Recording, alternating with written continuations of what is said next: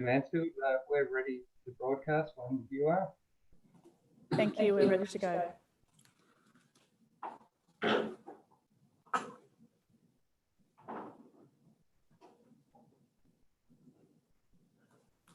Good afternoon, everyone. Councillor Margatley, Mayor of Mansfield Shire Council, welcoming you to a special committee of council on the 26th of May, being streamed live on Radio Mansfield and also council website. It is with my pleasure I open the meeting and just read a bit of information for you in relation to virtual meetings. So welcome. Before we commence today's virtual council meeting, I wish to note that this meeting is being conducted online in accordance with the provisions of the COVID-19 Omnibus Emergency Measures Act 2020, which was passed on the 23rd of April by the Victorian Parliament. This new Act introduced provisions into the new Local Government Act 2020 to allow for virtual council meetings, such as this one, to take place from the 1st of May until the 1st of November 2020. On Wednesday, the 29th of April, the Minister for Local Government issued his first good practice guideline outlining a number of requirements for holding of virtual council meetings, which you will see in effect today. I also remind everyone that the local government decision-making, unlike state and federal government, does not afford the benefit of parliamentary privilege, and hence no protection is afforded to councillors and council officers for comments made during meetings which are subsequently challenged in a court of law and determined to be as slanderous. Attendance. Firstly, in order to be recorded as present at the meeting, each councillor must confirm that they can hear the proceedings, they can see the other councillors in attendance and be seen by other members, and they can be heard to speak. When we move to present and apologies, I will ask all councillors to confirm this. Public access. Secondly, it is a requirement that all virtual meetings of council are made accessible to the public by being streamed live by the council website. Please note that closed sections of council meetings to consider confidential items are not required to be live streamed nor recorded electronically. A quorum of a meeting of our council is that 3 councillors are present. If for some reason the quorum requirement is breached during the meeting by councillors dropping out of the meeting for some reason, we will adjourn the meeting and try to restore these connections. Finally, please note that should we encounter significant technical difficulties that do not allow today's meeting to continue at all, the meeting will be adjourned and those items on the agenda that have not been considered will be deferred for consideration by council at a later date. We thank you sincerely for your patience and support as we trial this new form of a council meeting. This is to hear the budget submissions for our budget this year, the 2021 budget. The budget process commenced last year with well-attended community engagement sessions. The ideas, the presentations were thoughtful and had strong community purpose. Our feedback from the draft budget commenced on the 15th of April and continued till the 12th of May. Excellent submissions which have led to today's hearings. We look forward to hearing your presentations. Our challenges through this time of COVID, fires and droughts have resulted in a budget with 3 themes: to renew major projects to generate local employment, plan around a new council, the new Local Government Act, which I mentioned before, community plan and the community vision, and secure the financial stability of council into the future. Our community engagement has been strong and important for our future. We appreciate your involvement. Councillors, I will call on each of you to confirm verbally that you can see councillors and hear the proceedings. Councillor Olver. Councillor, you're on mute. Thank you. I can see, I can hear the proceedings and I can see 5 councillors and 2 council officers. Thank you. Councillor Sladden? I can hear the proceedings and see all councillors and council officers. Thank you. Councillor Volkering? Thank you, Madam Mayor. I confirm that I can both see and hear my fellow councillors. Councillor Westendorp? Confirming that I can hear and see my fellow councillors and those officers who are on video. Councillors, could you please raise your hand to acknowledge that you can hear each other? Thank you. Madam CEO, any apologies, please? No, Madam Mayor, there are no apologies.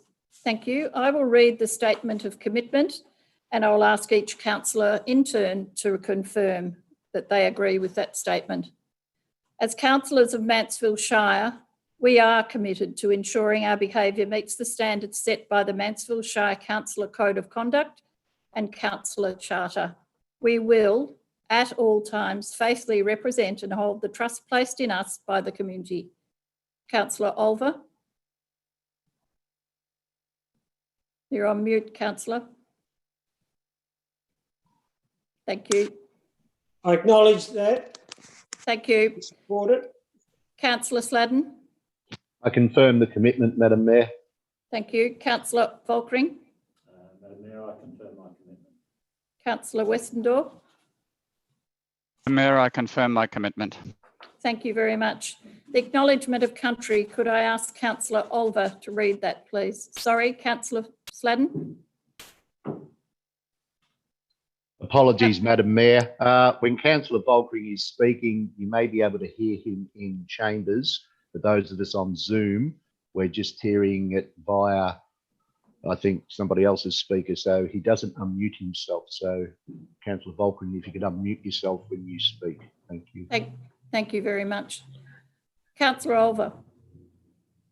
Our meeting is being held on the lands of the Taungurung people, and we wish to acknowledge them as the traditional owners.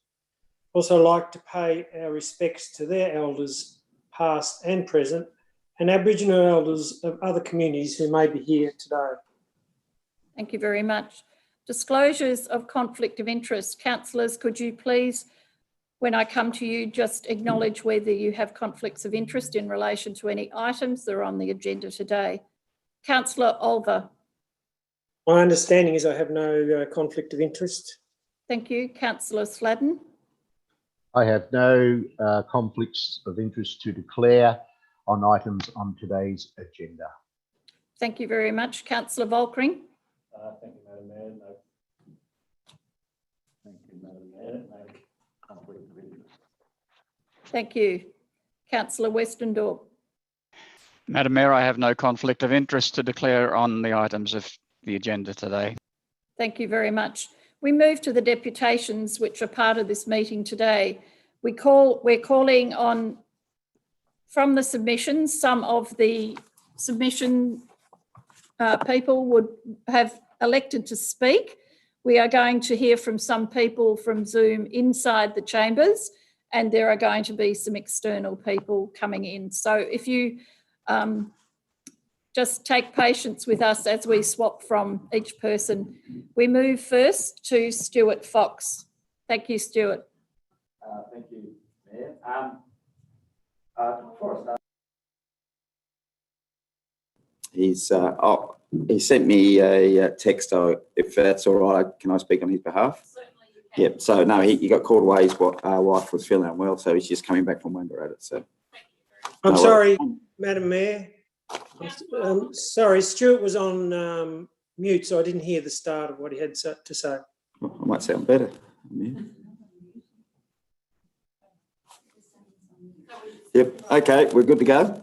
Yep. No. Good afternoon. Thanks for giving me the time to speak. As with I haven't got a lot of notes. I'm looking for a bit of feedback. So, as with my submission, looking at the capital works and new initiatives, they're basically all happening in the township of Mansfield.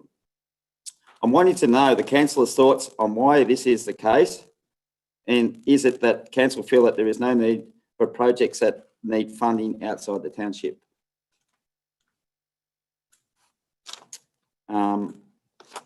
So I've just got an example here. If would I expect a comment from any of the councillors or not? Sorry, we will ask questions of you, Mr. Okay, Fox. all right. Yeah, if just finish first and then we'll ask All right. questions. So, just I've got an example here. This was commissioned. Well, Dan Purcell did it, and it started 2015. So this is a copy of the Bonnie-Doon Netball Court Facility Condition and Compliance Audit Report, which was conducted on the 19th of the 9th, 2015. It states the overall rating of the court is poor, priority high, and estimated lifespan 1 to 3 years, which was 5 years ago.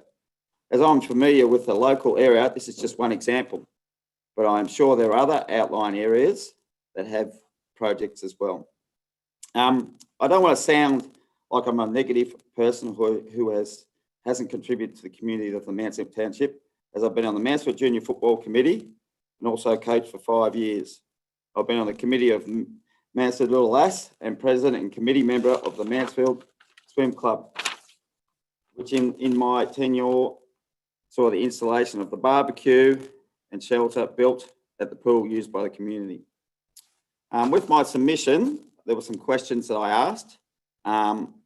So I'm looking for answers for the questions in my submission. What are the breakdowns on page 39 in the building renewal section? What are the nets behind the goals and how is it funded? Where in the schedule of fees and charges that I'm looking for the higher fees for the use of the ovals in Mansfield, they don't appear there? Does that mean users are not paying fees?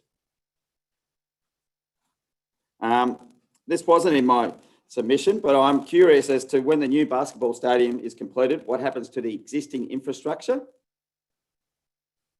And as a ratepayer, I'm concerned about rate rises in the current climate and wage increases, and also the timing of new initiative projects. Is there an immediate need for these? Right. In conclusion, basically, I'm concerned where the spend priorities are. And it also is my understanding in the next election, there are no wards. So does that mean there is a potential for further, further involvement just with around the Mansfield Township if there's no wards? So that's about all I've got to say, and I'm just seeking some answers.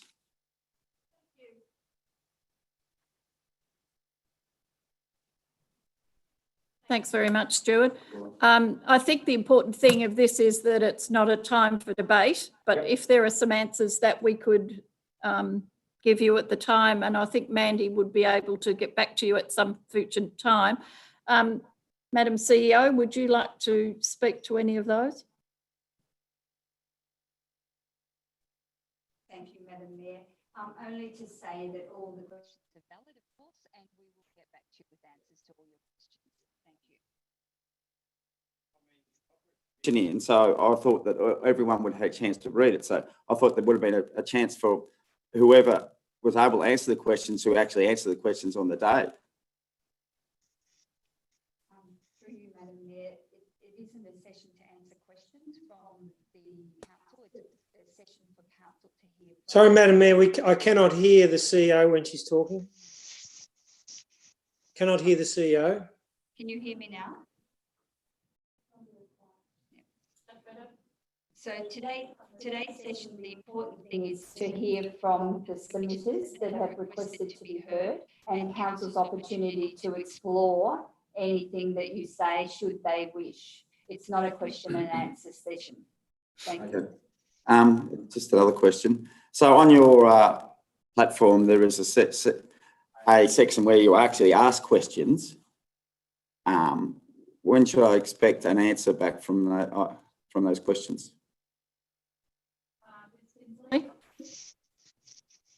Through you, Madam Mayor, I'm happy to answer that question. So, given the COVID-19 situation this year, we added an extra function to the proposed budget consultation process, and that was the question and answer.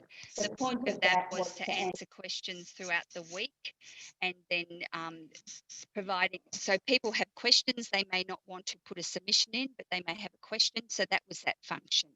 It was more of an informal question and answer function. I think I did ask these questions on that format. So, Okay. How long would I expect before I get an answer back on them? Thank you, Madam Mayor. I'll pass over to the Finance Manager, Ms. Kingsley, to answer that. Thank you. I can address that. So we did answer those questions, and they are listed on the website in the Have You Say portal where you lodged your query in the first place. There is a Q&A section in there, and there's an attachment in there that has the answers to those questions for you. That wasn't, I just found that wasn't very well explained on the thing. So, I mean, I did look and search, but it's not, I didn't find it very, I mean, I obviously didn't find it easy enough to find the answers. So you're saying they should be there. Okay, Right. thank you. So if Could I just? So if it's my understanding, if the council feel that they want to answer the questions, how do I get answers to them, those questions that I've asked? Councillor Volkering. Unmuted. Yeah. Stuart, your presentation has raised a number of important matters, as has your submission. And I think by being here and answering and reaffirming those questions, what you're doing is, I guess, raising that in our thought processes and debate around the budget. Your comments around the representation of your ward, say Bonnie Doon ward, going forward is a valid one. The VEC, as you probably know, conducted a review of the Mansfield Shire, and that was the decision that was reached after fairly extensive community consultation and discussion. The only other thing I would like to mention is when we talk about Mansfield, we're talking about the whole Shire. And I know for one that you're strongly represented from Bonnie Doon.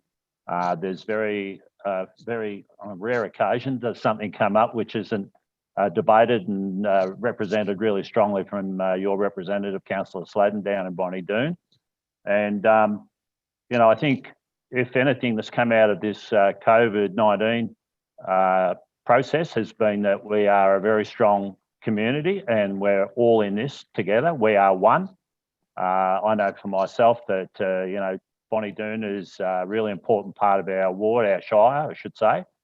And I personally am really pleased to see you here and putting forward that view in a really strong way. So please don't think for one moment that this is a Mansfield-centric thing. In relation to the dual court basketball stadium and also the football facilities, again, you raised some really good points, and they're front and centre of our discussions in regard to the budget. So I really appreciate you putting them forward that way. Thank you, Councillor. Thank you, Councillor Volkering. Councillors, are there any other questions? Councillor Olver. Hi, Stuart. Thanks for coming in and raising those issues. They're really important issues. I think we're all a bit, when you asked all those questions, we were a bit sort of, there were so many questions all thrown in there, I think, which we'll concentrate on. And a lot of those questions are operational questions, and that's what Mandy said. She's sort of got the answer to those. But you've raised some, as Councillor Volkering said, you've raised some really good issues. And I think particularly you started off with, you know, why so much being spent on infrastructure projects in the town compared to surrounding areas. So that's obviously one of the big concerns you're raising. And look, be assured, Councillor Sladden very regularly raises issues that, you know, we've got to be equitable, and same for Councillor Attlee and the same for Councillor Westendorp in our surrounding areas. But at the same time, Councillor Volkering and I are very often we bring up the point that, you know, it's Mansfield Shire, you know, the Broad Shire, and we're trying to be very careful to be equitable. I think one of the big things that you probably don't, we don't often consider is the road maintenance. Our outdoor crew are busy, 100% of the time, and they're right across the Shire. We've committed a lot more money in this draft budget for both unsealed roads and sealed roads. So look, it's a really important thing that you raise, and it's a concern when there's not going to be wards in the new council, that the outlying areas aren't forgotten and that there isn't a voice. So yeah, you've raised some really good issues. Thanks, Stuart. Thanks, Councillor Oliver. Thank you, Councillor Oliver. I think our time is up, if that's all right, Stuart. We've only got 3 minutes for each person plus questions. Yep. You mentioned you would like to speak on behalf of Stuart Lyons because he can't be here. Stephen Lyons. Stephen, sorry. Yeah. So now he just texted me this before he left Wangaratta, so that was only 20 minutes ago. So so I haven't got his submission in front of me, but he's just a few notes. I think he's CC Paul in on this, Councillor Sladden. So he should have it in front of him as well. But it says, why is it that 75k for nets wasn't discussed at the Shire Rec meeting? So Stephen is on the Rec Reserve Committee or Advisory Board, so that's where that's coming from. There doesn't seem to be a process in place for the Mansfield Rec Reserve when it comes to adding items to the budget. Who is control of the Mansfield Rec Reserve? Where can we find minutes to the meetings held for the Mansfield Rec Reserve? It seems to be unfair process that all other community groups who have got to jump through hoops to get things done with little or no help from council. In contrast to the Mansfield Rec Reserve, who appear to get whatever they need, for example, the 75k in the budget with no discussion at our last Rec Reserve meeting. I've been told on a number of occasions that it's a numbers game. How can it be so when council are not aware of the numbers for other community groups? Example, how many footballers at the Bonnie Doon Football Netball Club?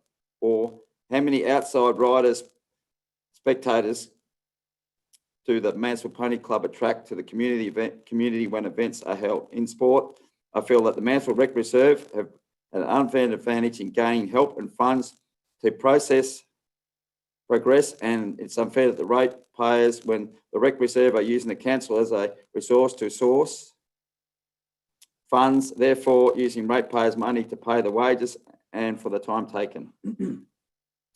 Wage increases, rate increases. It is in the hands of the council to put a stop to these increases, and has been done by many other local government departments.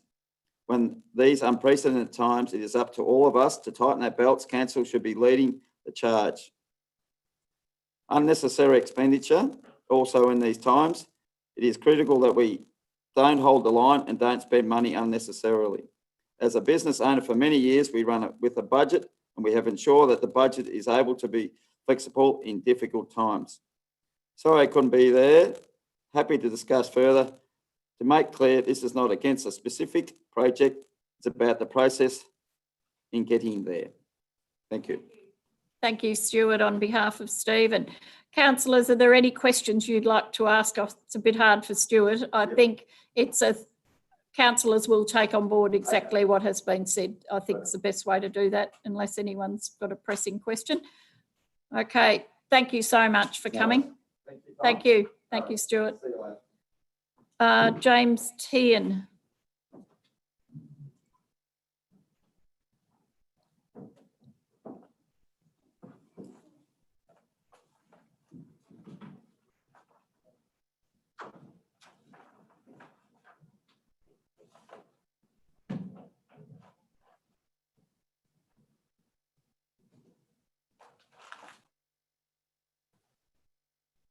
Hello, it's Michelle Kane. Just checking who's just popped in on the phone. Is that you, James?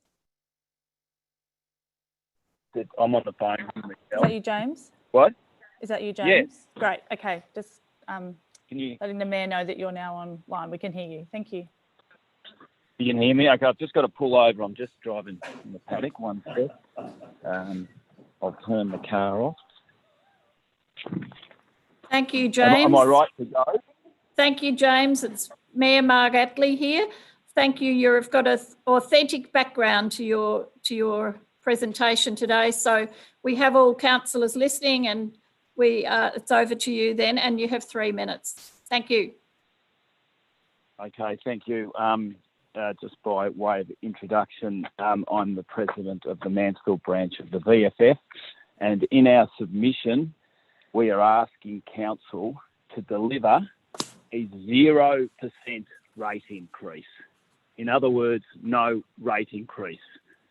No doubt you've all read the submission, and I won't go through the unprecedented times we're facing. So it's quite obvious that in these times we need a different type of council making decisions. In the Mayor's introduction in this year's budget, she talks about the 3 themes, and those 3 themes are renew, plan and secure, but we believe that she has missed one, and it's the most important one, and that theme is give back. We believe that the Mansfield Shire Council should give back to our community who are in need. They should give back to our ratepayers who are in financial stress. They should give back to our residents who are in emotional turmoil. Give back to our businesses who fear for their future viability. Give back to our absentee landholders who pay rates in other shires who have given back to them. Give back to the farmers who have experienced 2 years of drought. And give back to the people of Mansfield who you represent. Give back to the families whose incomes have been slashed. The community want relief via action, not words. They want thoughtfulness and compassion through rate relief, not throwaway lines. Our submission details some of the many ways that a 0 rate increase can be achieved. This is not the time for wage increases or nice-to-do projects and consultant reports. Many other councils in Victoria, some who have seen major revenue drops, have frozen rates and charges. Now more than ever, it is time to put your community first, show real leadership and help out every sector in our community. Thank you. Thank you, James. Right on time. So thank you very much. Councillors, have you got questions of James, please? Councillor Volkering. James, please. G'day, James. Can you hear me? Yeah, I can, Paul. Yeah. How are you? I'm good. I'm in beautiful surrounds. No, it's a ripping day. It's a bit of a paddock on a lovely day, yeah. Just a quick one. Your comment there about other councils across Victoria, particularly rural councils, I suspect. Do you know, I don't want to put you on the spot, and it's not my intent to put you on the spot. Just off the sort of top of your head, if you've had discussions with the CEO of the VFF, do you know, when you said there are other councils that have made no increase, or there's no increase proposed in their budget, do you know how many, and a couple of examples that come to mind? Yeah, well, I do. Out of the 30, I think out of the 31 shires have submitted budgets, given that a lot of the shires haven't put forward budgets given these unprecedented times. I think there's been 30 shires that have put forward to this date proposed budgets, and 9 or 10 of those have kept rate increases 2% or below, and I think 4 of them have given 0 rate rate increases. And the biggest one, that I'm aware of, is Melbourne City Council, which has had a massive drop in rate revenue due to parking fines, etc., that sort of thing, and they've frozen their rates and charges. I mean, they'd be a shire that are hurting more than any, whereas this shire, Mansfield Shire, its revenue hasn't been affected at all. So I think we're in a fantastic position to be able to, give our ratepayers some financial relief that they can actually see. It's on paper. It's written down for them, and it can help out. James? No worries. Thanks, James. Councillors, any other questions? No, thank you so much, James. You've put a lot of thought into that on behalf of yourself and the VFF and across the community. So thank you very much indeed. Yeah, no, pleasure. Thank you. Thank you. Next person is Mark Holcomb.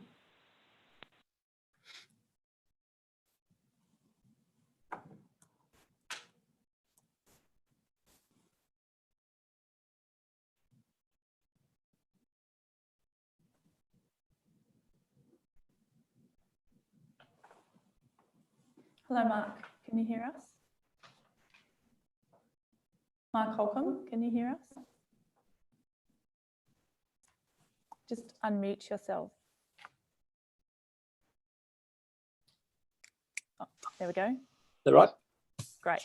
All good. Yeah, I can hear you. Thank you, Mark. Welcome. It's Councillor Marg Attlee here.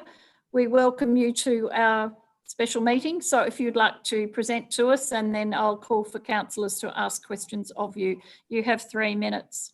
Yeah, thank you, Councillor. Thank you, Mayor Attlee. My name is Mark Holcomb, and I'm speaking on behalf of the Mansfield Concerned Ratepayers Group. In the interest of transparency, the ratepayer group itself has over 180 members, representing a cross-section of our community. Contrary to what some people wish to believe, we're not an offshoot of the VFF. Of our 180 plus members, 5 members of members of the VFF, and I'm also a member of the VFF. The Ratepayer Group has been active for approximately 2 years, and ironically, it was the actions of this council that resulted in the formation of the Concerned Ratepayers Group. In the 4 years of this council, there have been 4 pivotal issues that have caused a community breakdown of trust and confidence, resulting in an anger and a divisiveness that is unprecedented in our community. The formation of a Concerned Ratepayers Group was one of the outcomes of this anger.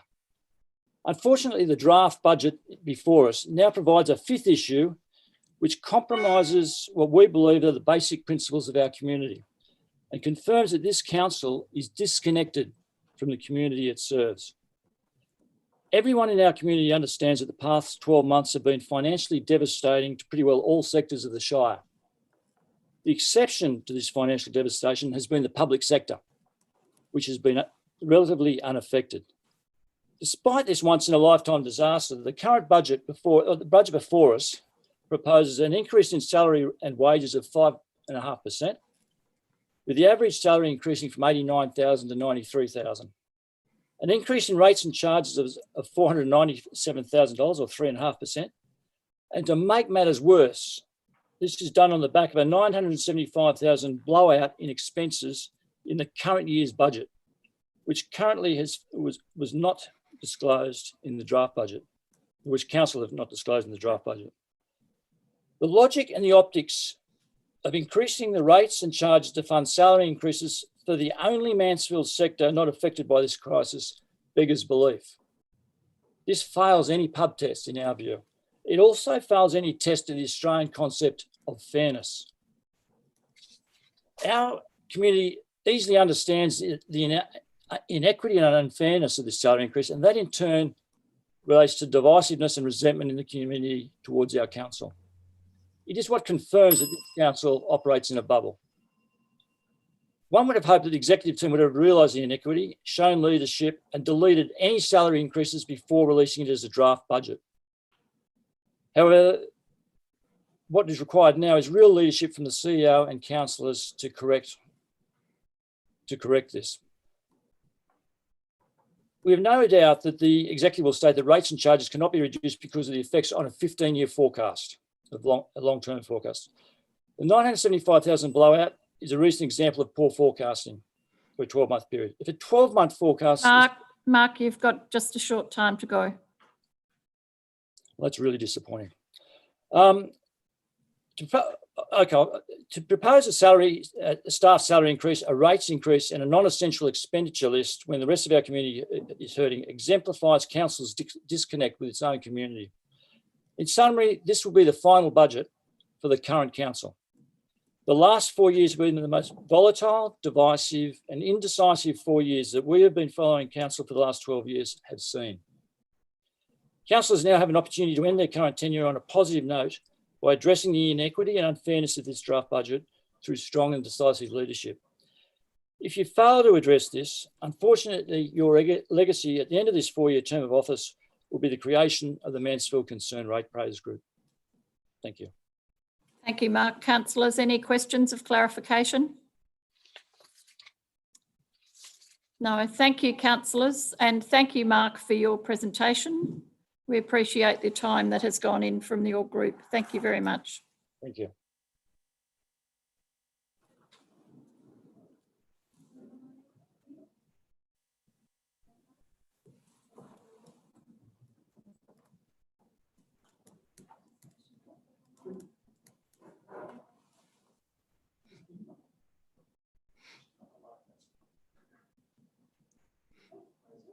Thank you. Good afternoon. We have our guest speaker is listed this time. It's Mike Irwin. So thank you, Mike. You have 3 minutes and then I'll call on councillors if they wish to ask questions of clarification from you. So thank you very much. Thank you, Madam Mayor. In view of the current COVID-19 crisis, we would ask the council to review its budget, take into consideration the impact the pandemic has had on our community. Businesses have been hit hard, especially those involved with tourism. Their income has reduced to zero, while fixed expenses have remained. The same is true for our local hotels, restaurants and cafes. How will these businesses be able to pay their rates? If they cannot pay, surely this will mean that the council revenue for next year will be impacted. Many local residents have lost their jobs or have had their hours curtailed.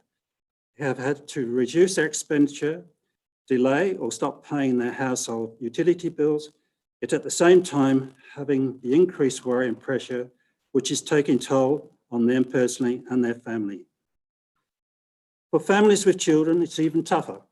The pressure of reduced or no work, working from home, managing children's education, feeding them. Where is the support at the local level in this COVID-19 isolation time to deal with a lot of depression, family violence, and increased suicidal tendencies? Local sports organisations and community groups have also been affected. These are in suspense at present, and some may never recover. Volunteer groups will be severely impacted as the generous financial support from local businesses will no longer be forthcoming, so their work in the community will be severely curtailed. So how can the council help? The council draft budget includes none of these issues. No account has been taken into account on any revenue shortfall through the inability of business and ratepayers to be able to pay their rates in a timely manner. No account has been taken into account on how council are prepared to help distressed businesses, residents and families and those in need. No account has been taken into account on how council could help distressed sporting groups and the volunteer groups that are both the backbone of our community. This is not the time for council to increase rates. It's not the time for council to employ more staff or increase their pay. And it's not the time for the council to spend money on the nice to haves, such as a $500,000 playground in the Indigenous garden in the Botanic Gardens, or to employ outsiders, consultants and contractors. It would be nice to see our councillors and officers reaching out to the community and finding ways to reduce the impact of COVID-19 through community consultation and help those in need. Mayor Marg Attlee, with her cafe meetings, has implemented a collaborative approach to council by bringing interest parties together, identifying community needs, and then bringing these interested parties together to look at the resources, the manpower and ways to deliver. We'd like to see this collaborative approach to continue and expand. With this, the spirit Mansfield, with that spirit, Mansfield can recover and survive. Thank you. Thank you, Mr. Irwin. Councillors, have you any questions from Mr. Irwin? Given that, thank you, Mike, very much indeed. Right, thank you. Thank you. Bye-bye.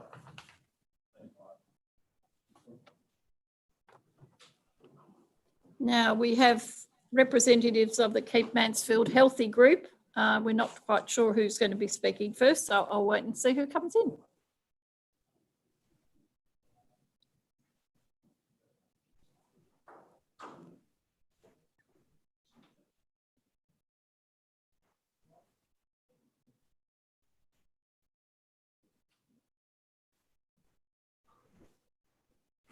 Hello, Will.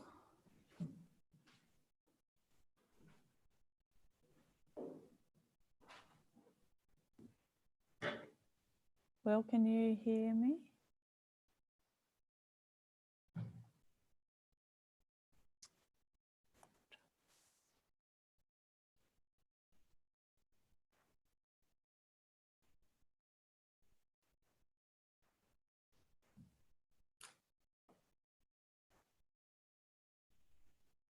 Will, can you hear me? Michelle?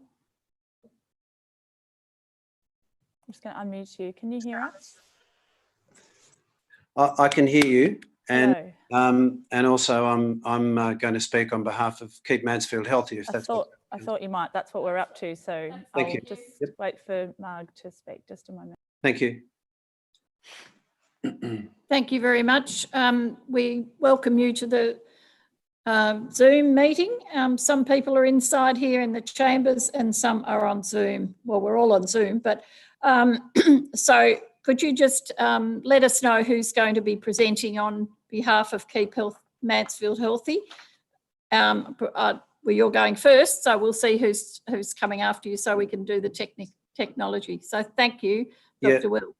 Okay, thanks, Mark. Look, I think it's just me speaking on behalf of Keep Mansfield Healthy, just to keep things brief. Okay. I think the issues that we've sort of discussed with Council previously, really the submission is in support of the fact that there were 250 submissions objecting to a recent application for a convenience restaurant in Mansfield. And now that's the subject of a VCAT case. As councillors are well aware, Council voted 5-0 against that application. And so Council and the community will be joining together as one to defend that Council decision. And the community, I think, are very keen, certainly the submitters are keen to be involved in that process. And so we want to sort of move in lockstep with the Council to make sure that there's a good defence of that VCAT case put up to VCAT when it comes next year. So really we were thinking, thinking back to the Tacoma case, that one of the things that happened there was that the VCAT panel said, well, we heard a lot of submissions about social and economic impact, but there wasn't really anything that could stand up to cross-examination. And so we think it's important to actually do a study on this and actually look at the social and economic impact of a convenience restaurant, what that would be on Mansfield, and included in social is health and environment, of course. And I think those things are quite measurable. We think they're very, very measurable, and certainly under Section 60 of the Planning and Environment Act, social and economic impact can be taken into account. And also under Section 60, the other thing that can be taken into account is actually the strength of community opposition. That hasn't been tested really before in VCAT, but I think it probably could be tested this time. And so we're keen to join with Council to do an impact study, and I think other speakers will speak about that later. So I probably don't need to say anything more about it other than we're keen to meet with Council to talk about what form that would take. But the reason we're putting that to the budget session, I think, is that we think it will take some money to do. And also in connection to that, we think that in the Council plan that it should refer to, there was a reference previously, and I think the council plan should, or we think that the council plan should reflect the desirability of an impact study, so that really we support what's in the MSS, which does talk about the possible impact of ultra processed food. Thank you very much. Thank you, Will. Do you know if Andy and Graham are going to be speaking? They're not speaking for Keep Mansfield Healthy, but they are speaking as... Speaking individually. Yes. Okay. Thank you. That clarifies it for us. Thank you. Thank you for your time. Councillors, have you got anyone got any questions of Dr. Will, please? Councillors? No questions, Will. So thank you very much indeed. Thank you. Thank you. So I have a personal submission as well. Sorry, I don't want to jump in, but okay. Sorry, I can read that now. That's fine. Yeah. Thank you, Will. Do you want me to go ahead? Yes, please. Okay, so my own submission actually addressed a few different issues. Look, the first thing I wanted to say was really just to compliment staff on the hard work they've done on the budget. A budget's a very complex thing. I've heard the rest of the meeting and have heard the comments made about the budget, which, you know, it's good that there is lots of input into the budget, but I'd also like to acknowledge the work that the staff have done to get the budget together. It's not easy to do. So I wanted to talk about the station precinct briefly. It seems that we're a little bit stalled with that. And one of the things I was interested in is that one of the things that's really holding up the station precinct is the proposition that we need to do a planning amendment. Now, I'd sort of like to really challenge that idea because on the station precinct previously, and certainly on other council land that is, or Crown land that's managed by council, you know, probably all over the state, but certainly here, there have been commercial elements that have, for instance, the pivot shed's been there for a long time, the MMB RTA were there for a long time. None of those commercial activities actually required a planning permit for them to be carried out. So I think actually what we should be doing is going to the minister directly and saying to the minister, look, we have a committee of management which looks after this land, and we want to do commercial activity on it as part of the station precinct master plan. We don't really want to have to do a planning amendment because that's not only going to be very expensive, but it's going to take 18 months. It's going to stall things. And we should be saying to the minister, look, in these straight and difficult times, what can you just basically give us the indication that what we've been doing previously, which is carrying on commercial activity on this land, can continue to be done.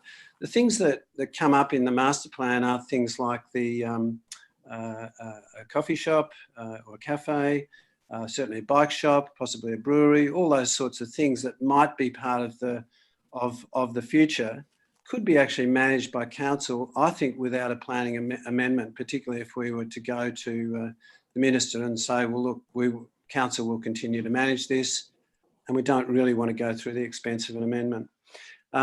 So that's one thing, because I think we really need to work together to get some activity going on the station precinct. And the other thing, just briefly, with the rail trail, I have mentioned in my submission that a lot of planning work has already gone into capturing the stories of the rail trail. I know there's $38,000 put into capturing and telling the story of existing sites along the trail. That work has actually already been done. It's really just a matter of bringing it to the fore and saving the money on the capturing of the story, because the story is already captured. Thanks very much. Thanks, Will. Councillors, have anyone got a question of Will on a couple of matters there? Thank you very much indeed for your presentation, Will. Okay, thank you. Thank you.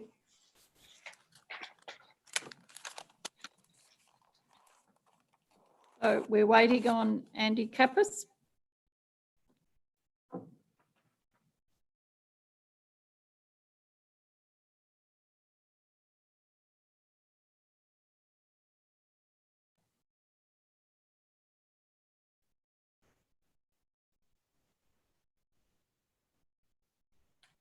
Hello, it's Michelle here. Who have I just got brought into the meeting? Can you just please let us know who you are? Okay, I'm Andy Kappas. Great. Thanks, Andy. I'll just let Marg. Thank you. Thank you very much. Welcome, Andy. Thanks, Marg. We've got everyone on Zoom, so you've got 3 minutes and then I'll ask councillors if they have any questions of you. So thank you very much. Okay, thank you. Okay, Madam Mayor, councillors and community members. I'm speaking today regarding the proposal for a convenience restaurant to be developed in Station Street, Mansfield. As we are all aware, this proposal has been taken to council and rejected by all councillors, for which I thank you very much. The developer is now intending to take the matter to VCAT early next year. In light of this, I would like to request that funds are allocated in this year's council budget towards an impact study on the community of such a development. The council has mentioned further strategic work to be done on the matter, but no definite plans for an impact study. We would need to ensure that there are funds available to implement the study, and I would like council to make a budget commitment towards this as part of the corporate plan. From my particular perspective, an impact study is essential, as the effects of the proposed development on the community could be devastating. As you may be aware, I am a youth educator focused on providing tools to the young people of Mansfield to make healthy food choices. Having a convenience restaurant in town could potentially undo all the work that I do, as well as the coordinated efforts by the hospital and Shire to send out healthy eating messages, ideas and activities. As discussed in the Shire meeting earlier this year, Mansfield currently has the lowest obesity rate in the region, and I'd very much like to keep it that way. The proposed food outlet, being situated only a few hundred metres from the local primary schools, is sure to confuse many young children. They will have been learning at school about eating well and then be faced with the option of purchasing this much advertised, ultra-processed and harmful food. A very recent survey at the secondary college, as outlined at the Shire meeting by Rory Jenkins, showed that the majority of secondary students did not want this development either. This is the youth of the community speaking. This should be taken very seriously and could form some questions to be explored in an impact study.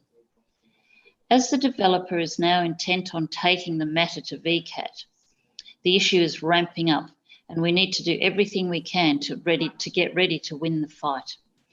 Council, you have been very supportive in this process so far. Please could you consider making the impact study a priority in your budget for the coming year? Thank you. Thank you, Andy. Councillors, have you any questions of Andy, please?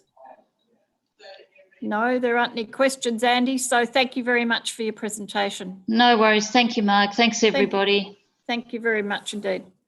We are now waiting for Graham Slaney.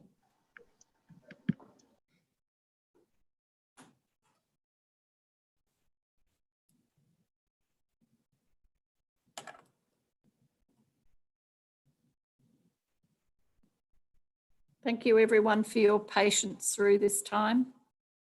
It's running smoothly, but it just takes a bit of time to connect different people. And we are running fraction ahead of time a bit too.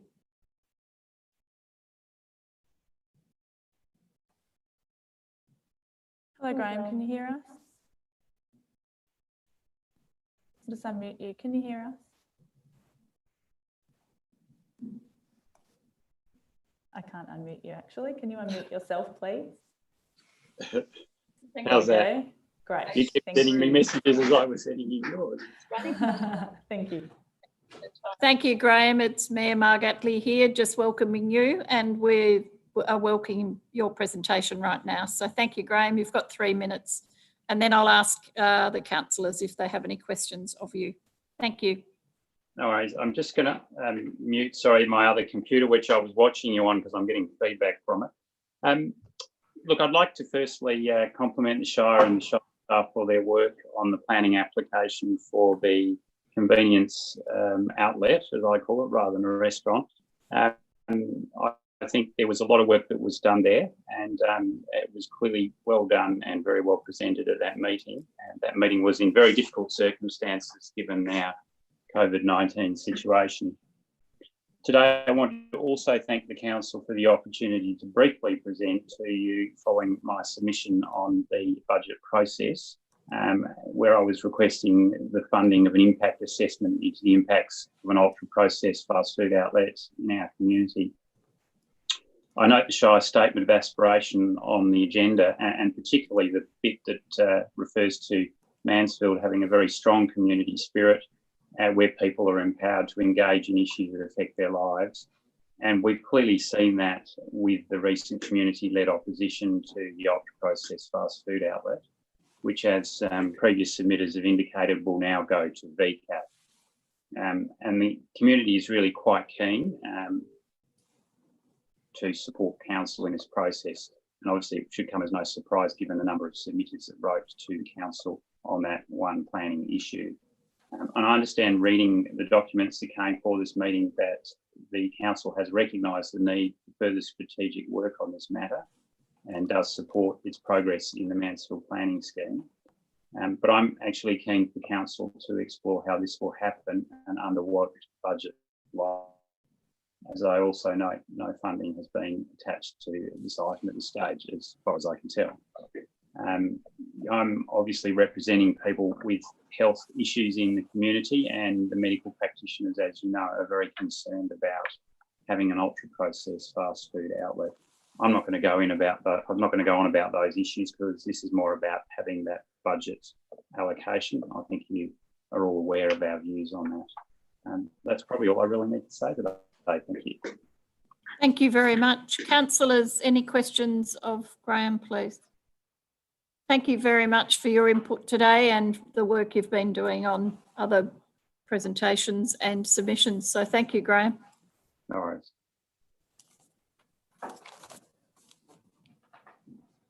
We're a bit ahead of time, but Mark Fabris, hopefully he'd be online waiting.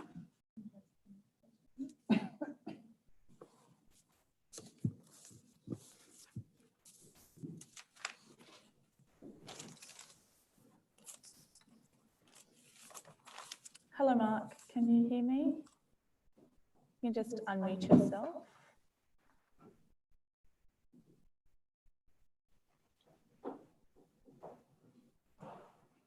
Can you hear me?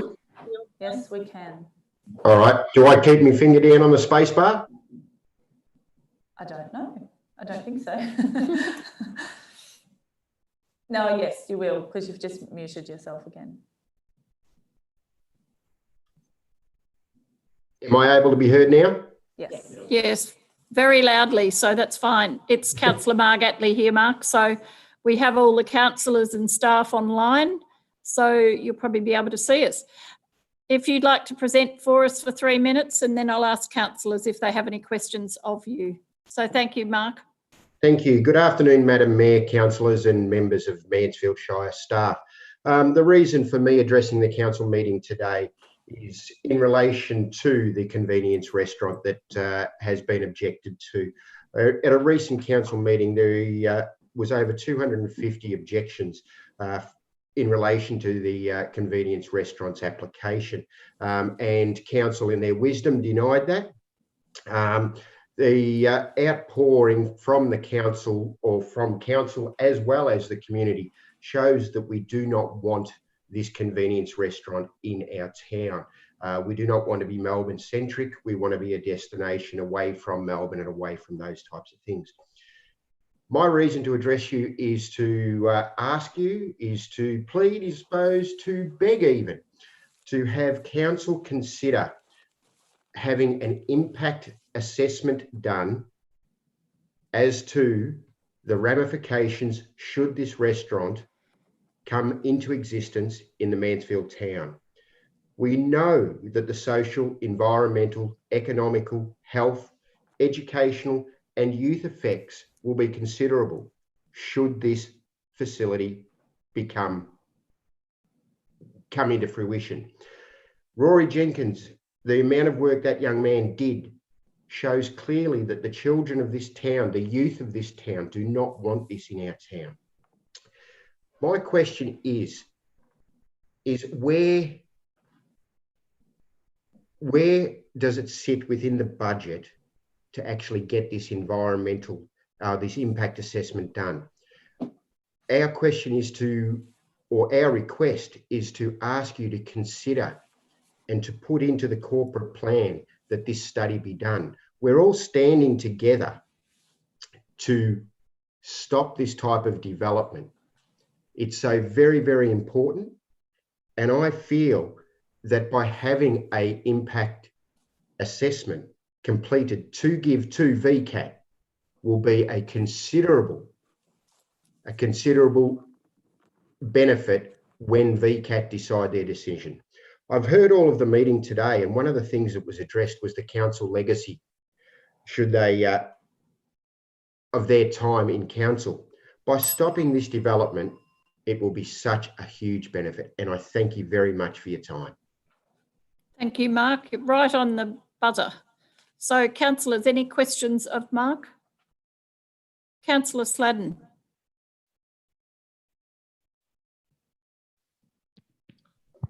Thank you, Madam Mayor. Mark, can you hear me? Yeah, I can, Paul. Okay, Mark, I'm just wondering if you are aware of the Buttercup Road stone extraction, where the objectors all got together and raised their own funds to mount a VCAT challenge. Now, like yourself, these people had commercial interests in stopping that development, and it was a very clear example of those objectors getting together and pooling their financial resources to do their own traffic impact studies, etc., and then took that to VCAT and subsequently won. So I'm just putting forward to you that there may be another avenue for raising of those funds for what you're suggesting, and to encourage those objectors to the VCAT challenge to maybe get together and pool your resources. Thank you, Madam Mayor. Thank you. Mark? Yeah, I've actually spoken to both Graham and Will, and we're looking at developing a working group as to how we progress this. And I think what will be beneficial if we can have discussions with council at some stage with that working group, so that we're all working from the same page. I think that's very, very important. Of course, there will be a number of the original objectors who also put through VCAT their objection as well to be heard. I'll be one of those. I know there is others that are going to do that.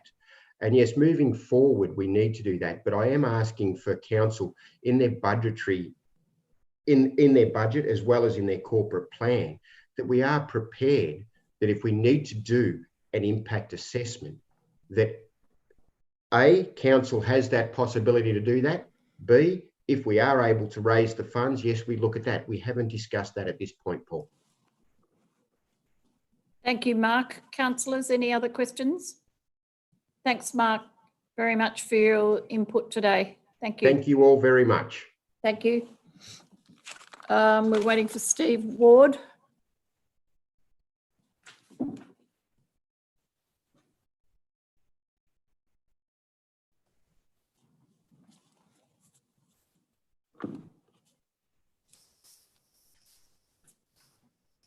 Hi, Steve. It's Michelle. Can you hear me?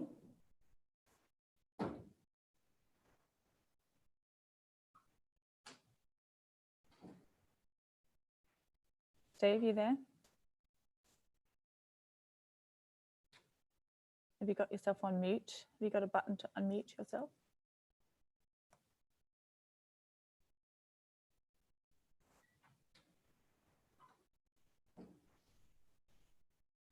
Hello, Steve?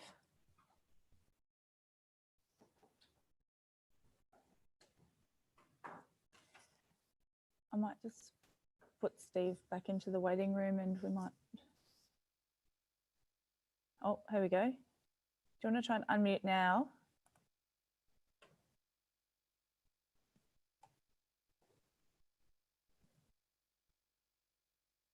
Steve, can you hear me? I can't hear you, but you're on mute.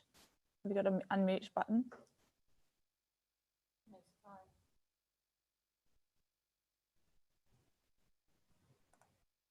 Can't unmute from here.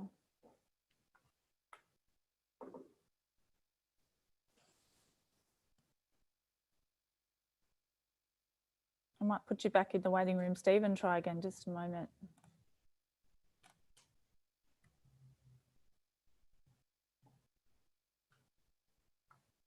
Try one more time.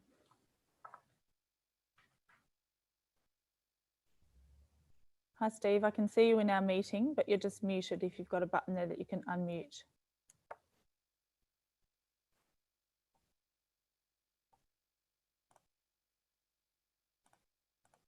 I can't unmute.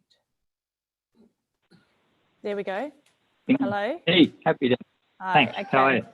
No worries. Just a moment. Good afternoon, Steve. It is your turn and we appreciate your time this afternoon. We have councillors and staff on Zoom and we'd like to hear your presentation, and then you have 3 minutes. Thank you. Thanks, Mark. Yes, Steve Ward here. Just at the outset, I guess I want to say I'm in favour of progress, and this development to me that doesn't really fit that bill of being progress. As a former teacher and a school camp manager, my experience indicates that when children are thinking about food, personal safety is of little consideration. I don't think our current infrastructure really supports a high volume, ultra processed convenience outlet. Traffic congestion to me would be a major concern, and the safety issues which arise from that.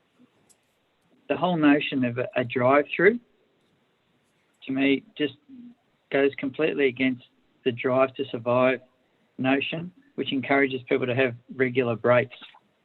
So, I imagine people on their way perhaps to the mountains, coming through town, pull up, get their takeaway without even getting out of their car. And, we're talking about people that have possibly been on the move for 2 hours or have been at the mountains and on their returning home.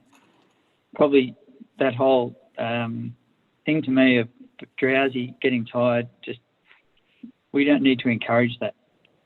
In addition to my safety concerns of both children accessing that in times of heavy congestion, I think there's been quite a bit of work done on the entrances to our town.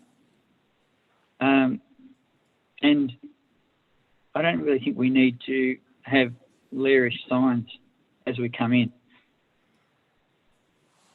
I'd like funds to be allocated to look at implementing an impact study, not only for this application, but also to discourage future ultra-processed outlets from wanting to enter our town. So as I said in my at the start, I'm in favour of progress, but I don't consider these sort of developments to be progress. Thank you. Thank you, Steve.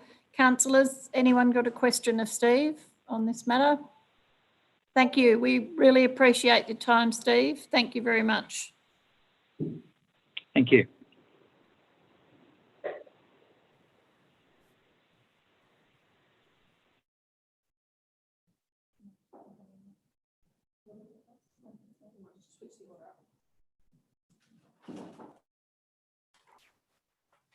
I'm just going to bring in Ross Vaughan because he's here.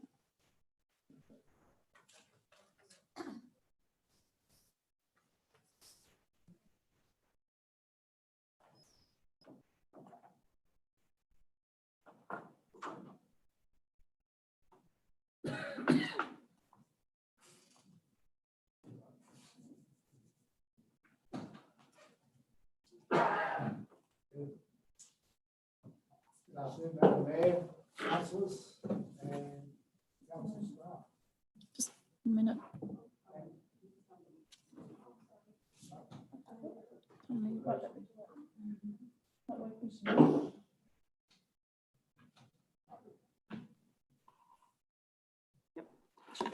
Good afternoon, Madam Mayor, councillors, council staff. Thanks for the opportunity to present to our submission. The submission that we've put in for is to obtain seed funding for a to develop a scoping document to install an underpass underneath Withers Lane. The underpass can be constructed from prefabricated box culvert, approximately 25 metres long, 3 metres wide and 2.7 metres high. The opportunity to further develop our rail trail addresses a number of serious issues. Excuse me, sorry, Ross, could you please just introduce yourself so that the listeners and viewers know that you're from the Friends of the Rail Trail, please? Certainly.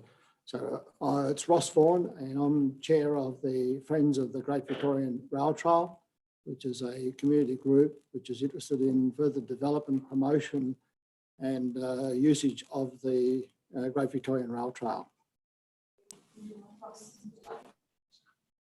Thank you. Yes. Yeah. We're all disappeared.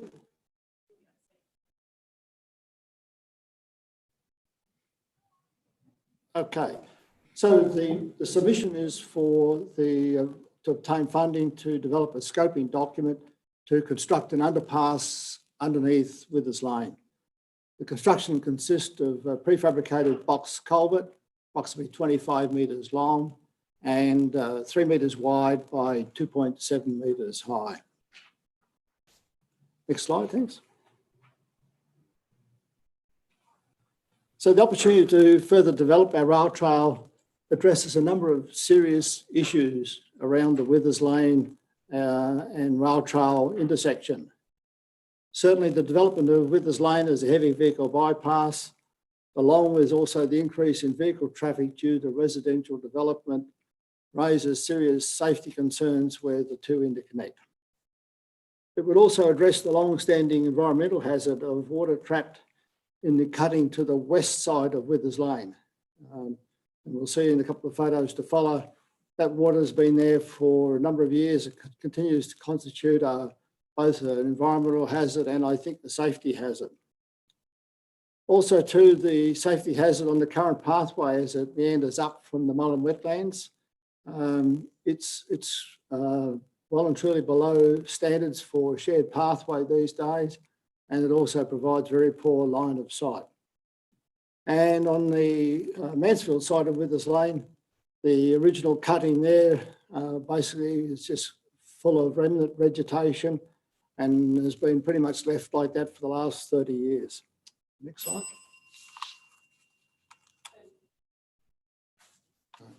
So some photographs showing the west side cutting from Withers Lane where there's been water there, irrespective of the seasons, continues to lie there.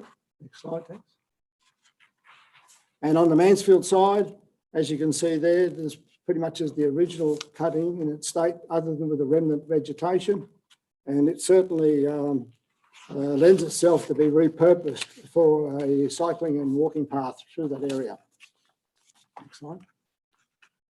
So again, our submission is for $10,000. It's to develop a scoping document which would take the project up to a stage of being shovel ready to take advantage of funding opportunities. Okay, all right, next slide. This chart shows you the counter figures for the rail trail. And in fact, the area through the Mullen wetlands from the Visitor Information Centre through to Withers Lane is what's shown there as the Mansfield counter under the Mansfield heading. And at the present time, it is certainly the most popular section of the entire rail trail. There's numbers there that are twice to 3 times what we're seeing in other sections of the rail trail. We're also hearing too that now there's more of an urgent need to invest in cycling and walking projects as a result of the recent COVID-19 restrictions and lockdowns that we've been experiencing. And we're also seeing, as you know, this weekend, the Victorian State Government has announced the fact that they're going to spend $18 million to establish 15 pocket parks through the Suburban Parks Program to allow people to have more green space over the remote following years. Okay, right, next slide. So really this is the last slide. So why should council fund this project? Certainly It's an opportunity to create a project that will benefit the community for generations to come. It certainly meets one of the key budget criteria in this year's budget. Also, in this, presently there's an economic and development strategy before council, and one of the key driving elements of that is to drive growth in infrastructure and public land management, and this project certainly fits into that category. The Station Precinct Activation Project was promoted to facilitate further economic development in Mansfield, and small to medium-sized projects such as this one would want to be a mechanism to help stimulate community growth. And I think the last and probably one of the interesting areas is this is an opportunity to bring one of our original historic elements back to life. For over 85 years, trains arrived in Mansfield or departed from Mansfield through this cutting. Thank you, and I'll take any of your questions. Thank you. Councillors, any questions of Ross, please? No, I don't think so. Yes, Councillor Olver. Hi, Ross. Can you hear me? Yes, I can. Hi, Ross. Thanks for presenting. And if I remember rightly, you presented way back in September, October, when you came into the library, when we opened up for presentations the end of last year. That's correct. Yes, I think it was in December we attended one. December, yeah, but towards the end of the year. And get to know you or ask a question sessions, yes. Yep. And so, yeah, thanks for your interest and continuing on with this. I also acknowledge the amount of work that you guys do. Your voluntary work on the rail trail is fantastic. You're and all the friends of the rail trail. So thanks for all that. My question, Ross, in relation to this is our very first speaker, Stuart Fox, talked about, you know, maybe a bit Mansfield-centric money that the council is spending. Why, look, the rail trail crosses quite a lot of roads in our shire, and I can think of one that's particularly dangerous, and that is towards Merton, where it goes across the highway. Why would you concentrate on this particular crossing and not some of the other areas? That's a good question. This particular location geographically lends itself to being, I suppose, repurposed. The fact that the rail alignment originally went through the cutting there, in fact, pretty much 3/4 of that rail cutting still exists. It's certainly an area that's been largely neglected. There's been a lot of haphazard development without any real forward planning for this area. As against a couple of the areas, like for instance, there's the Link Road where it crosses there, and also the one you mentioned down towards Merton.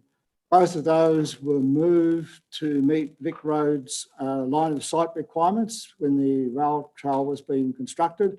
And in fact, basically, they are very much flat areas that really don't lend themselves to anything other than the safety warning signs that we see there that have been operating since the rail trail opened. Thanks, Ross. Councillors, any other questions? Thank you very much for your time, and thank you for your work that you do with the Rail Trail Group. So thank you so much. Thank you. Thank you, councillors. Thank you, staff. Thank you.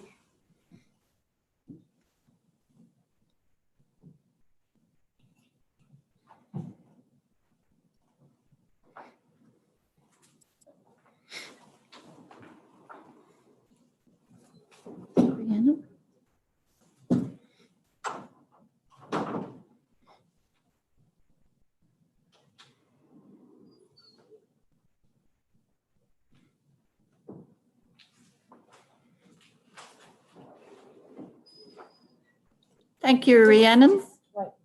Sorry.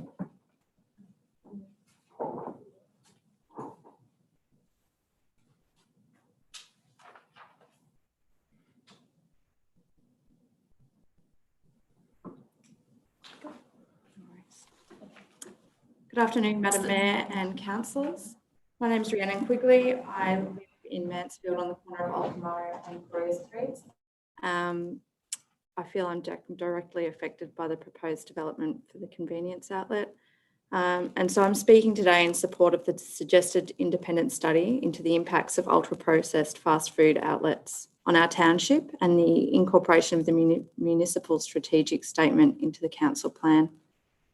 I encourage council to consider planning options, including an impact study, to fully understand the health, environmental and economic implications of an ultra-processed fast food outlet in our town. I also ask the council to provide further detail on how the study would be undertaken, where it is placed in the budget, and whether there is a commitment to carry out this study within the corporate plan. Thank you. Thank you.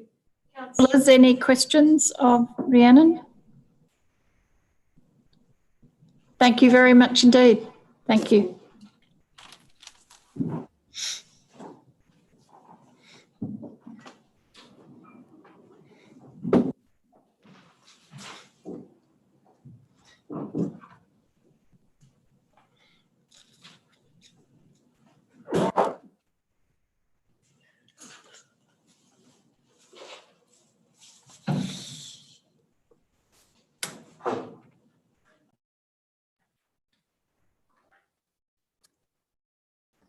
Hi Jude, how are you?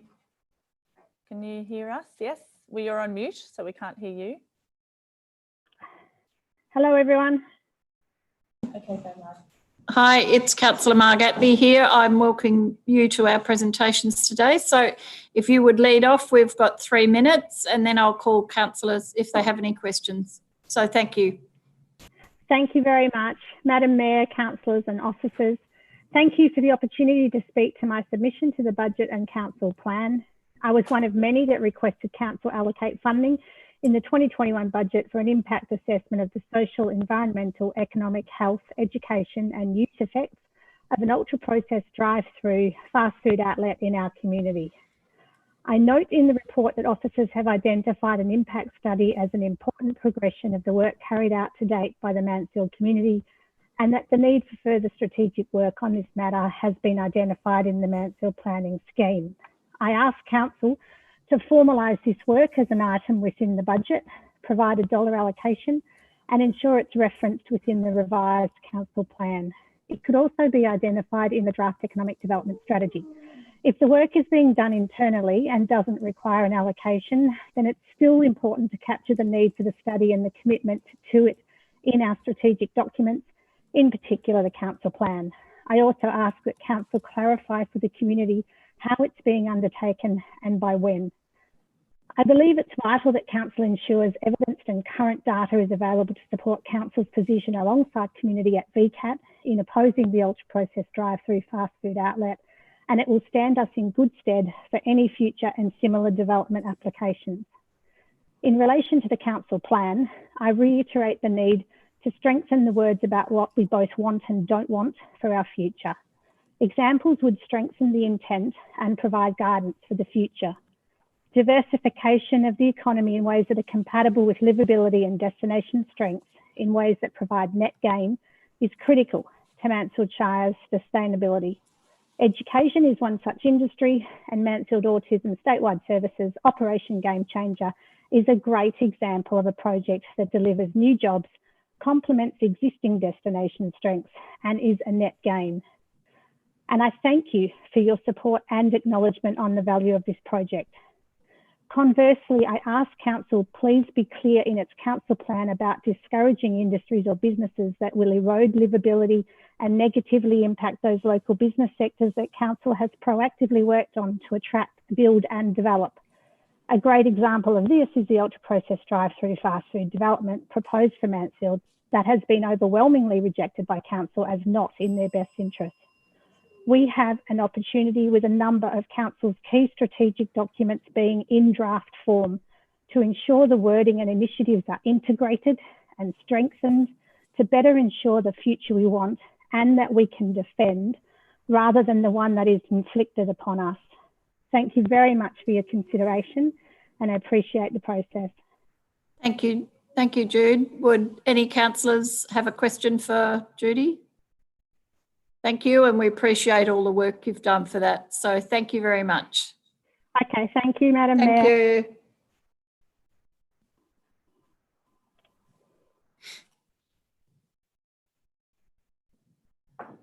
Bess around? Well done.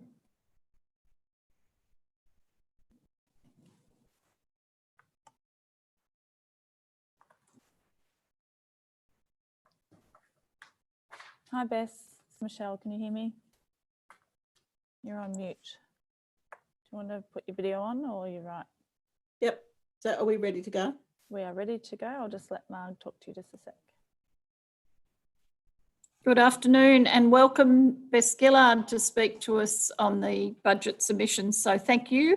You have 3 minutes and then I'll ask councillors if they have any questions, Bess, after that. Thank you very much. Good afternoon, Madam Mayor and councillors. Thank you for the opportunity to speak today.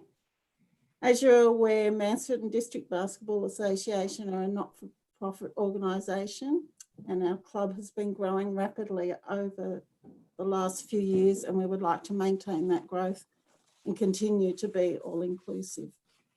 However, our fear is that due to the bushfires earlier this year, followed by COVID-19, many of our families may not have the funds to be able to continue. There's 2 aspects to that. One is pay for player memberships and or sponsorship of our club. We have prepared a COVID-19 budget and it shows estimated losses of over $10,000 to our club. The effects are mostly due to the shortening of our playing season, which estimated 5 to 6 months, as the funds for playing the domestic competition have previously assisted with to offset the costs of our court hire for representative teams. And we also estimate that sponsorship will be down to about 50% due to, again, the fires and COVID. Both these things have been used to offset awards, training equipment, uniforms, skills sessions for all players, as well as development for coaches, referees, courtside officials, etc. We believe we will have a 30% decrease in domestic comp registrations this season, and we don't really want to increase our fees as this will impact on the inclusion of players to our club who won't be able to afford to play.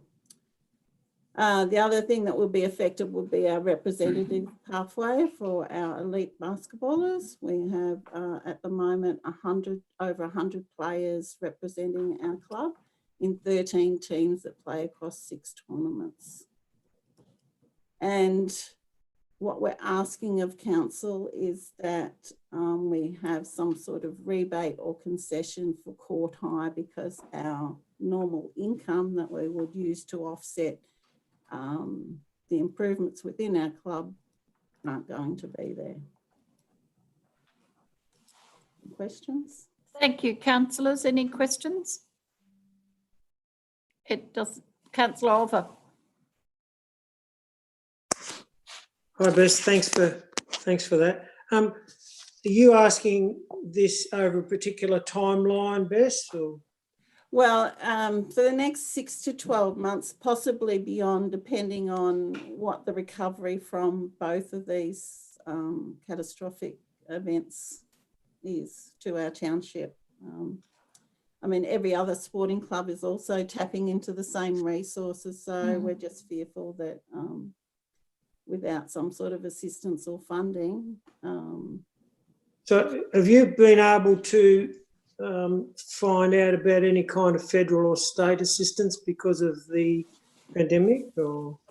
Yes, so I'm meeting weekly with Basketball Victoria and Basketball Vic Country, who are also advocating on our behalf, and we're hopeful, but we haven't had a release yet of any concrete information. Thanks, Bess. Thanks, Councillor Oliver. Any other councillors want to ask Bess a question? Thank you very much indeed, and thank you for explaining exactly what's going on with your particular club. So thank you, Bess. Welcome, thanks.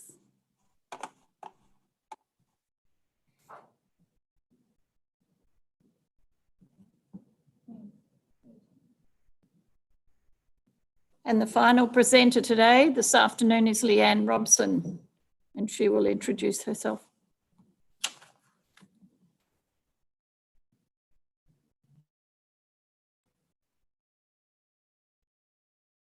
Hi, Leanne, it's Michelle. Can you hear us? You've just got yourself on mute. If you can unmute and just introduce yourself.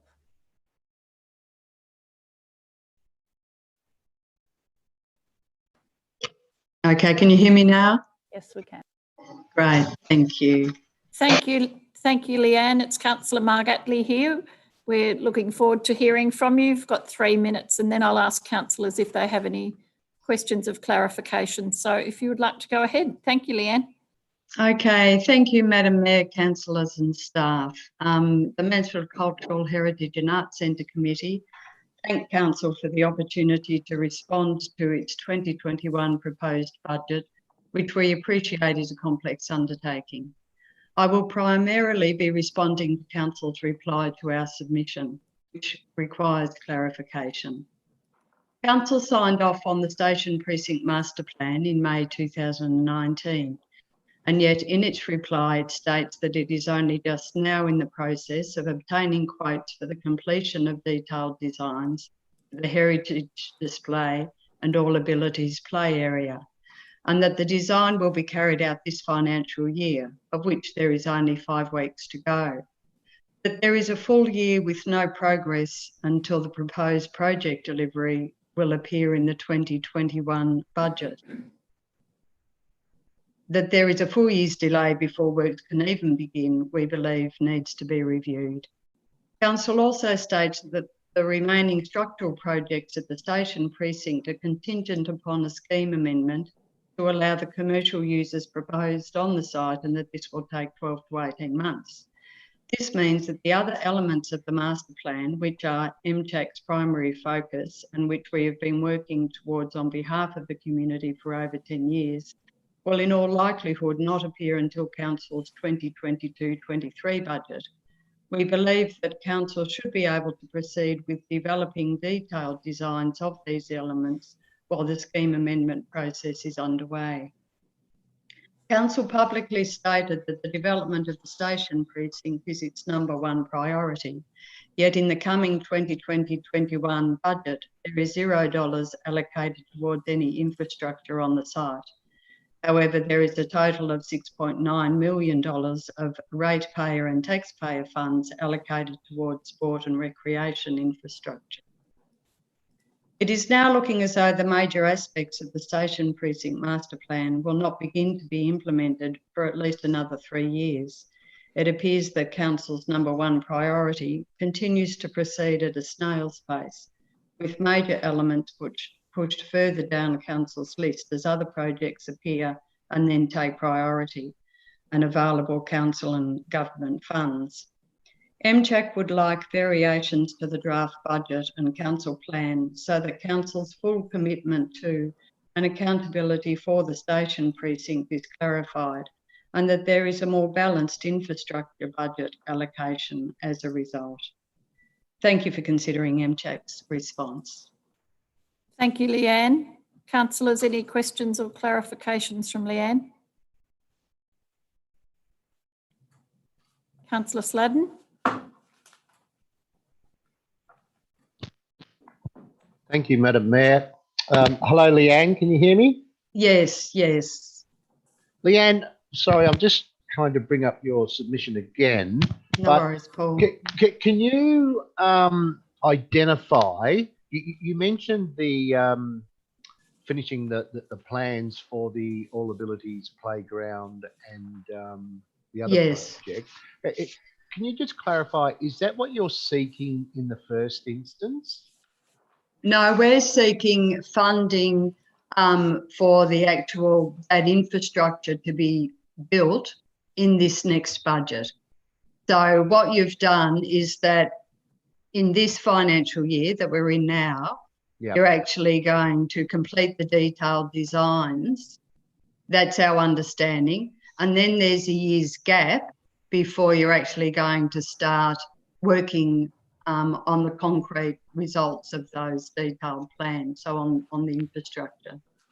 So your request is for the timely completion of those detailed plans and work to commence in the 2021 year. Am I understanding that right? That is part of our request.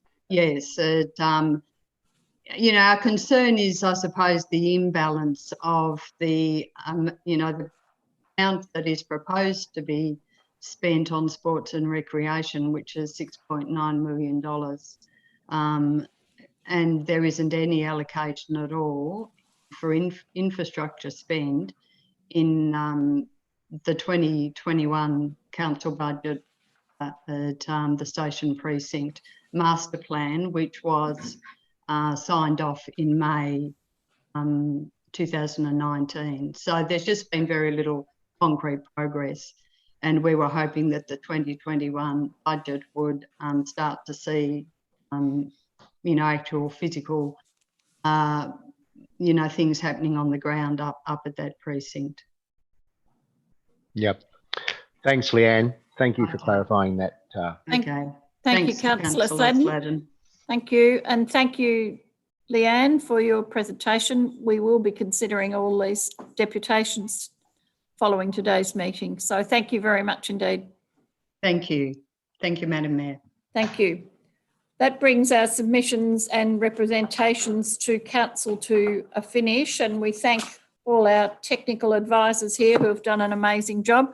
We'll move on to the actual presentation of the report. 8.1, the consideration of submissions to the proposed budget 2020 and revised council plan 17 to 21. Ms Kinnersley, please. Thank you, Madam Mayor.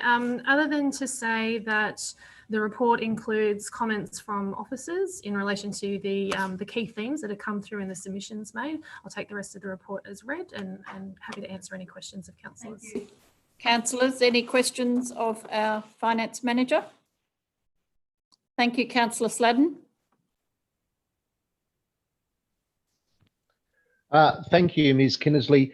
Could you just reiterate or repeat or clarify the question that was asked by Mr Fox at the commencement, and that is the responses and the responses to submitters' questions, and where that is located on the website, and how do submitters, I mean, have they been advised that their responses are on the website, etc.?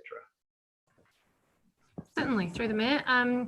So we spoke earlier that there were two processes this year. One was an ask a question process and the other was a formal submissions process. The ask a question process was a new process this year that we implemented. The responses to questions received through that process were to be posted on Council's website on a weekly basis, and we have done so. And I did speak to Stuart Fox and let him know where to find those, and I have sent him a link. But for anybody else who's looking for them, they're still on the Have Your Say portal, the same place that you would have found all the information and the actual budget itself.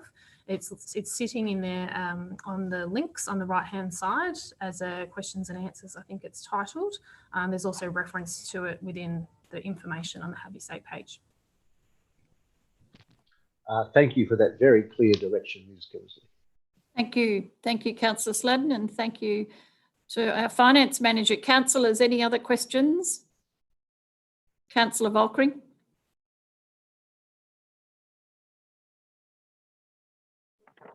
I'm just in the process. Thank you, Madam Mayor. Having forgotten once or twice to unmute myself. Ms Kinnersley, just in the budget context paper that we received some time ago now, there's reference to financial assistance grants, and I know you don't have a crystal ball, and the Prime Minister has on a number of occasions recently talked about the lack of a crystal ball.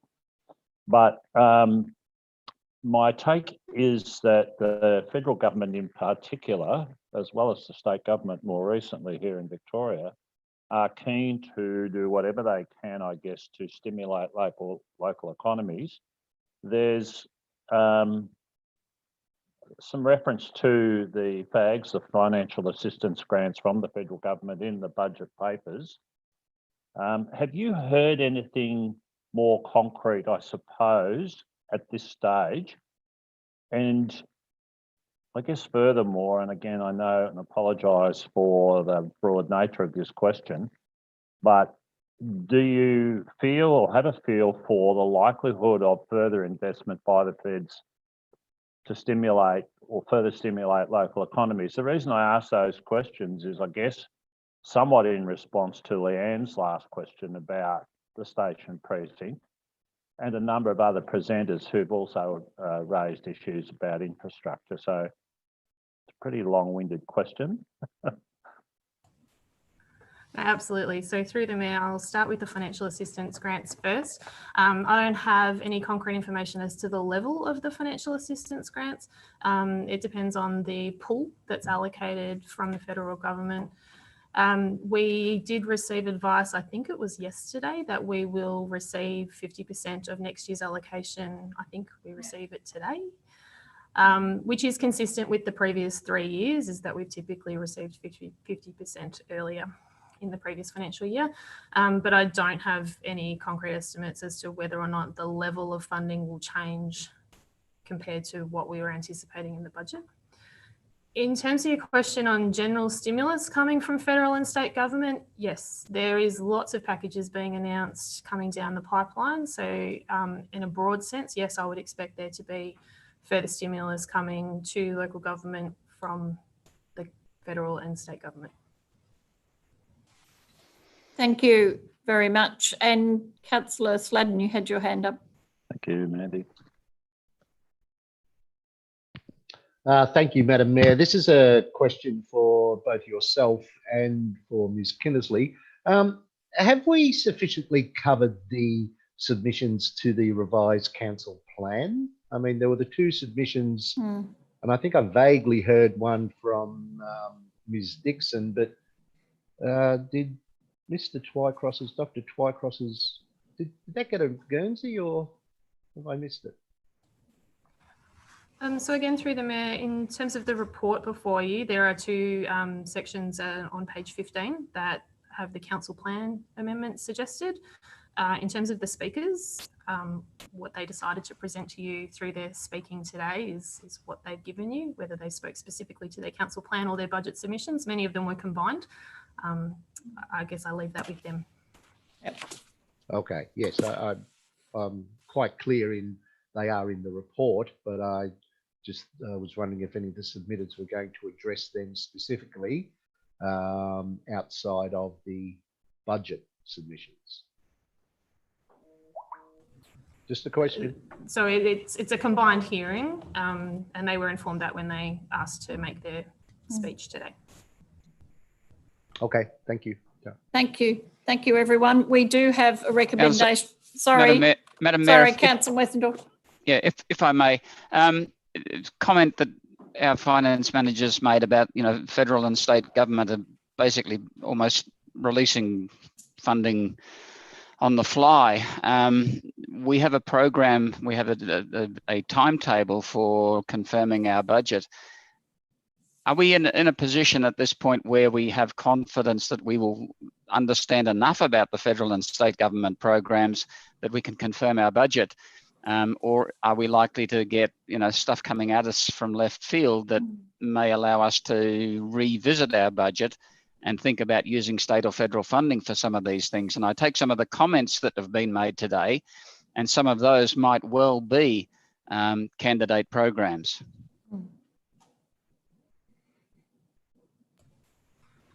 Again, so through the Mayor, just to respond to that, there are always opportunities for you to revise your budget if you wish to do so.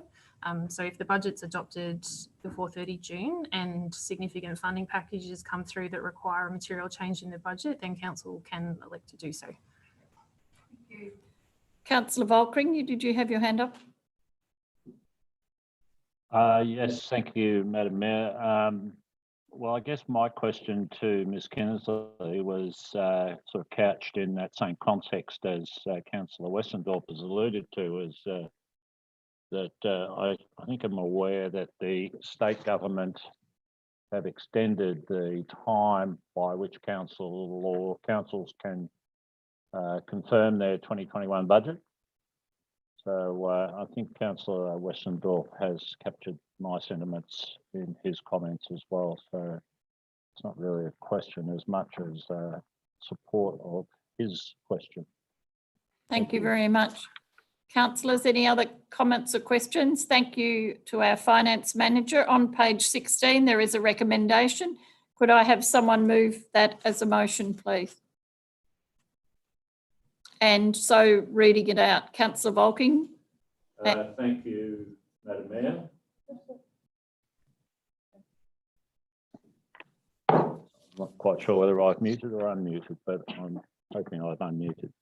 Thank you, Madam Mayor, that the Special Committee of Council, comprising all councillors, receive and consider the submissions to the proposed annual budget 2020-2021 and the Council Plan 2017 to 2021, 2020 review and Strategic Resource Plan 2020-2024. Councillor, second that, please. Councillor Westendorp. Anyone against? Those in favour? Carried. Thank you. I'll bring now the meeting to a close and thank everyone for their input, and particularly the presenters today, giving us some fresh thoughts to think about when we come together again. So I close the meeting at 10 to 3. So thank you very much for your attendance.